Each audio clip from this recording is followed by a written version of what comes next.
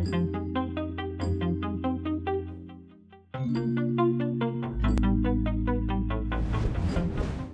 afternoon, everyone. Good afternoon.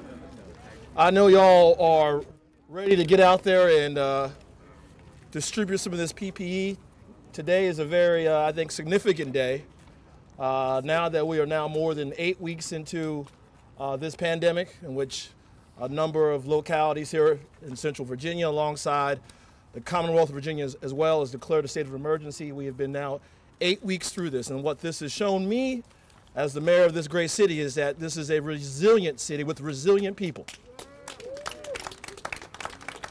A resilient city with resilient people, and we are going to do everything we can with our partners at the state level to ensure that each and every resident gets what they need. And that means meeting them where they live. And today, you are joined by a partnership between the state and Richmond as well. We got the Richmond Fire Department, and I see some folks from VDEM too, a number of agencies represented to ensure that we bring equity to how we all survive this pandemic. And that's why you'll see a distribution of 20,000 masks, 20,000 bottles of hand sanitizer, and alongside literature and information so folks know what they need to do to ensure that they can prevent the spread of the novel coronavirus in their homes, in their workplace, wherever. And for us, why this is important, because as you've seen over the last 8 weeks, black and brown communities in this city have paid a disproportionate price in this pandemic, a disproportionate price. You look at now the number of fatalities in this city, 16 of 18 of those deaths are black and brown people. And so this will help us prevent that death, but also that infection as well. But also this is a statement that the Commonwealth of Virginia and the city of Richmond believes the value on a black and brown life is just as valuable as the value on a white life as well. And that's what's very, very important about this, because we've seen over a course of period of time, over generations, that when pandemics and natural disasters occur in this world, in this country, that it's black and brown people who pay the ultimate price. And so this equity project today is our demonstration that we have to do everything we can, working alongside our partners to make sure that our people get everything they deserve. You've seen it in our testing. We have had testing in a number of sites across the city. They're still ongoing. And we want folks not only to be receptive of these masks and this PPE right here, but also you have to do your part and get tested as well. If you're feeling any sort of symptoms, we request that you show up at the testing site and get tested. I would be remiss if I did not thank the work of my fire chief, Melvin Carter, who's with us today. Chief Carter, Dr. Stokes as well, who's been the point guy on this as well. There's a number of volunteers. I see folks from the faith community here as well, who've been the backbone of this community. Y'all think I couldn't recognize you with all the masks on. I see some of you. Dr. Harris, I see all y'all around here. Now it's my distinct honor to hand it over to the governor of this great state, Governor Ralph Northam. Well, good afternoon, and Mayor, thank you so much for including me today, and thank you for your leadership. We appreciate it. I remind people that we're in the best city, in the best commonwealth, in the best country in the world, and we have a mayor that has vision. We have a mayor that has made this city of Richmond progressive, innovative, and most important, welcoming to all. So LeVar Stoney, thank you for your leadership, and thanks to all these other leaders that we have with us. Thanks for the press being out here. Thanks for all the volunteers. Thanks for all the first responders, the firefighters, the faith leaders. You know, one of the things that we have realized over the last 2 months that this is a team effort, isn't it? We're all in this together. And you know, believe it or not, we had our first case on March the 7th, 2 months ago. And at that time, we knew that this was going to be a pandemic. We started preparing with testing capabilities. We started preparing for more PPE, and the state has made a tremendous amount of progress because of all of us working together. And I think the mayor said something that we all need to keep in mind. This virus, it doesn't discriminate. It doesn't know any borders, any boundaries. And one of the things that this pandemic has brought out and made us more aware of is that we still have inequities in today's society. And one of those inequities is access to medical care.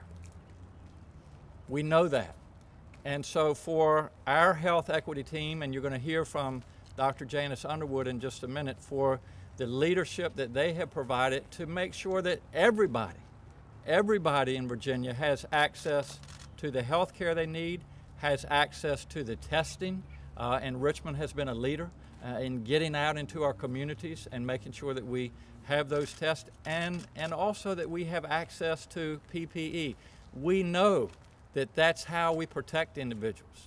If everybody has access to the same thing, then everybody will benefit and everybody will be safe, because at the end of the day, we're living in a health crisis right now. We're also in the middle of an economic crisis. And we need to tell everybody, we need to remind everybody that until we get this health crisis under control, we're not going to have an economic recovery. So our emphasis has to be on the health and the well-being of all Virginians. And so as governor, that's what I have spoken to every day. We are using the science, we are using data, we are moving forward, but we're doing it with safety and we're doing it with responsibility. So I couldn't be prouder of all of you out here today, and that's the reason I'm here, is to say thank you. We're going to get through this. This virus isn't going to go away anytime soon. We talk about having a vaccination, but that's not going to happen for at least several months. There's no cure for this virus. It's a novel virus. There's still some things we don't understand about it, but we do know that it's something that we need to take seriously.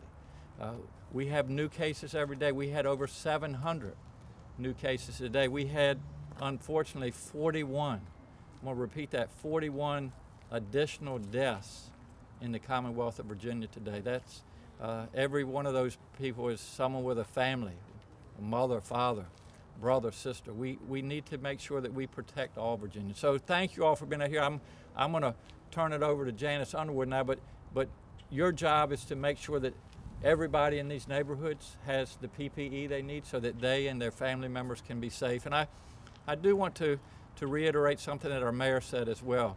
If you're at home or work, you're not feeling well, you have a fever, you have a cough, you have shortness of breath, make sure that you seek medical attention. We want everybody to be taken care of. So I want to let you hear from Janice Underwood, who oversees our Health Equity Commission, and something that we are proud of in Virginia. Janice Underwood is the first in this country, the first diversity, equity, and inclusion officer that we have. And that's how important equity is to all of us in Virginia. So thanks for being here today. Stay safe, take care of your families, take care of your neighbors, your loved ones, and we'll get through this together. So Dr. Underwood, welcome. Thank you. Thank you, Governor Northam and Mayor Stoney. Thank you so much. My name is Dr. Janice Underwood, and I provide leadership to the Equity Task Force, who really has 60-plus people standing behind me in this group, this Health Equity Working Group. I can't do it alone. But what we know for sure, and what the governor knows for sure, is that we all are in this together, but we're certainly not in the same boats. So the mission of the Equity Task Force and the Health Equity Group is to provide help to those who need the most help, who are the most vulnerable, who are the most at risk. That's who we want to come and provide service to. So it is our sincere pleasure to partner with Mayor Stoney and his administration, the City of Richmond, Chief Carter, and all of those who've been meeting with us for the last couple of weeks to roll this out. It is our honor to inaugurally roll this out with the city of Richmond so that we can show all other localities. If you look around here, this is how we do it. This is how it's done. This is how we show love. If Virginia is for lovers, this is how we love one another. This is how we take care of one another. It is my great honor to stand also with Delegate McQuinn, who I asked to come up here, but she wouldn't stand. We can't do it without faith in community leaders. We want to link arms with all of those that want to link arms with us. And it is, I can't underscore enough, our honor to work alongside each and every one of you who are up here. Thank you so much. We can't do this without you.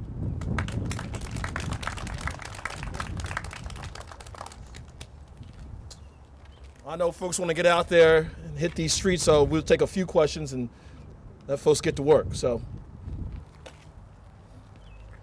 what you guys putting them out?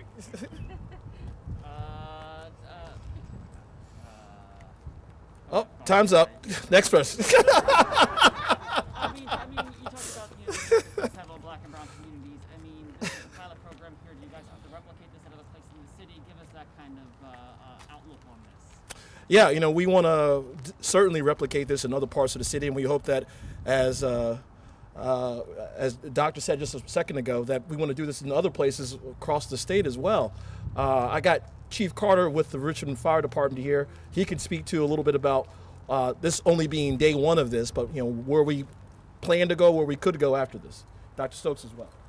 Thank you, Mayor Stone. What was the question, sir? Just about next steps for you guys. This is step one, but where else do you hope to expand this part of the program to in the city? So our mission and our theme has always been, this is only day one of a 365-day effort.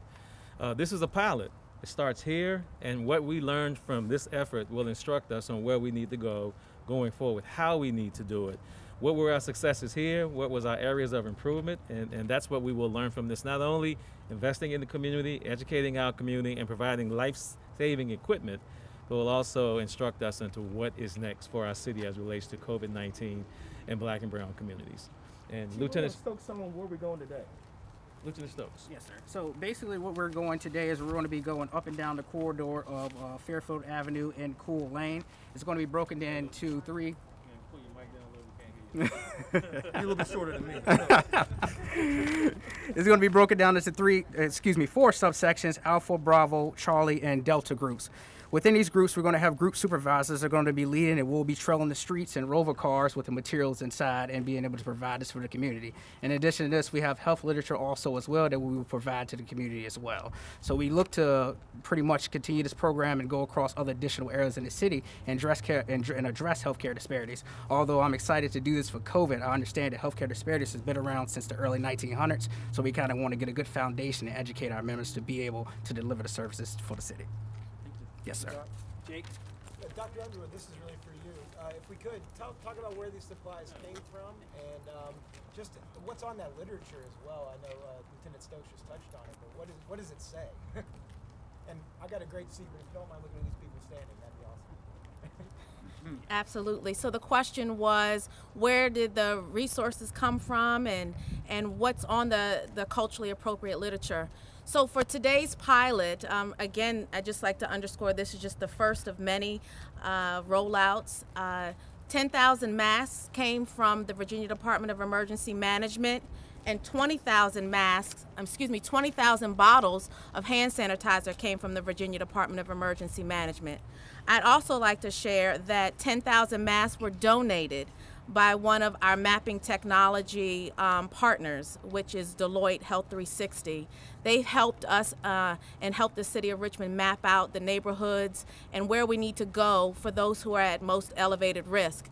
And I'd also like to share that all of our literature here is about valuable resources.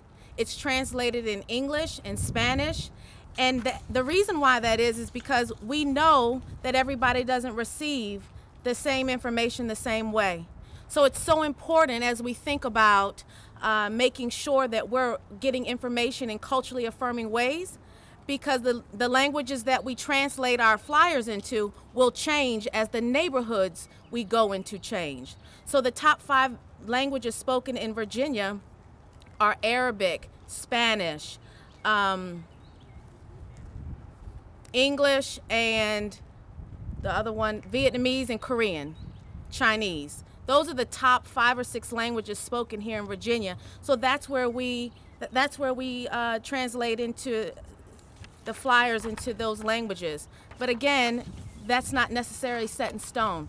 We've gone into neighborhoods and thought about neighborhoods that speak Swahili and Kurdish as well. So it really is a vast project.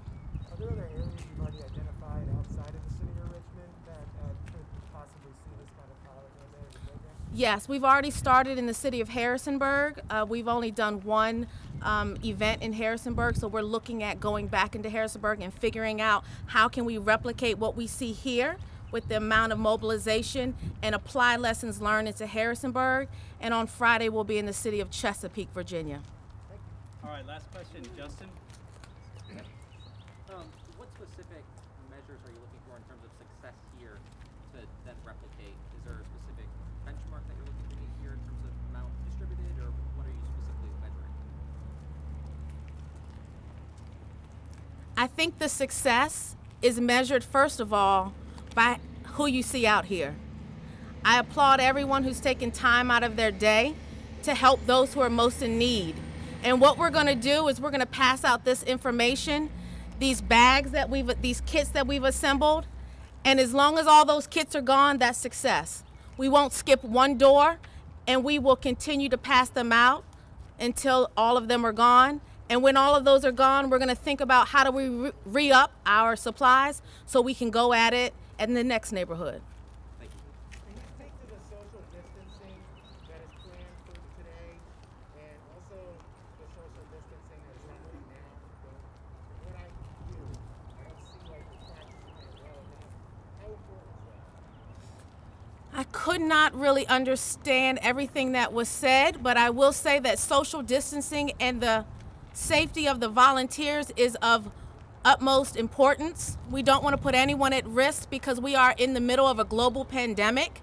And so it's so important that we partner with, for example, Chief Carter in the city of Richmond, and we partner with those who have PPE. As you notice, we're all wearing our masks.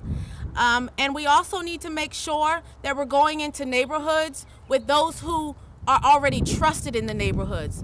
So the faith leaders and community leaders and activists that are joining with us and linking arms with us, we will walk with them, and we will also keep our safe distances from them. We will also put the kits on the doorknobs. We don't necessarily have to interact with every single member of the family or in a home. As long as they get the information, that's all that we want. But we will also keep the safety of every volunteer at the utmost of our priority.